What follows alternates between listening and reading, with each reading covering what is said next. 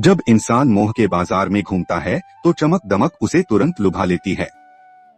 मन कहता है यही असली मजा है, यही जीवन का लक्ष्य है, बस इसे पकड़ ले अभी के अभी। लेकिन पुराने लोग जो कम बोलते थे पर सच बोलते थे, वह साफ कहते थे, भोग का फल हमेशा क्षणिक होता है और उसका असर लंबा। समस्या सुख में नहीं है, समस्या आसक्ति में है।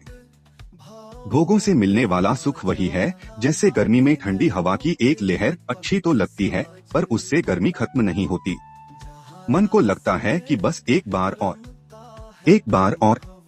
और यही एक बार हमें गहरे दलदल में उतार देता है। भोगों की दौड़ अदृश्य है। शुरुआत में मन बहुत खुश होता है, नई चीज, नया अनुभव, नया रोमांच। पर जैसे जैसे मन आदत बनाता जाता है वैसे वैसे वही सुख भारी बोझ बन जाता है। यह ठीक वैसा है जैसे कोई मीठा खाने वाला सोचता है थोड़ा सा खा लूं क्या हो जाएगा, पर जब आदत बन जाती है तो वही मिठास बीमारी बनकर लौटती है। भोग अपने साथ दो साथी लेकर आता है, असंतोष और भय।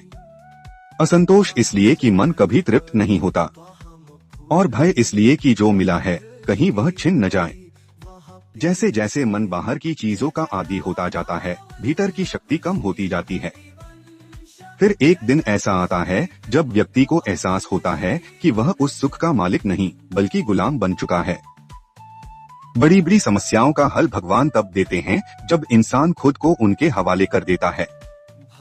और नाम जप सबसे बड़ा समर्पण है। कभी ध्यान दिया, जब मन बिखरा होता है एक बार राधे राधे, राम राम, हरे कृष्ण कहने से ही भीतर नई ऊर्जा आ जाती है। क्योंकि नाम में सिर्फ अक्षर नहीं होते, नाम में शक्ति, प्रेम और ईश्वर का वास्तविक स्पर्श होता है। संत कहते हैं, तुम्हें नहीं पता नाम तुम्हारे लिए क्या क्या कर रहा है। नाम तुम्हारी किस्मत बदल रहा है, तुम्हारे पाप जला रहा है, तुम्हारे भीतर प्रकाश भर रहा है और तुम्हारी राहों से अदृश्य बाधाएं हटा रहा है। नाम जप यांत्रिक मत करो, भाव से करो, चलते फिरते करो, काम करते करो। मन टूटे तब करो, मन खुश हो तब करो, क्योंकि नाम जप दुख में सहारा और सुख में आभार है। और याद रखना, जिसके जीवन में नाम आ गया उसका जीवन भगवान खुद संभाल लेते हैं। तुम्हें कुछ प्लान करने की जरूरत नहीं, तुम्हें किसी चीज को लेकर डरने की जरूरत नहीं, तुम्हें किसी भविष्य की चिंता करने की जरूरत नहीं। बस नाम जपते चलो, तुम्हें मालूम भी नहीं होगा और रास्ते खुलेंगे, लोग बदलेंगे,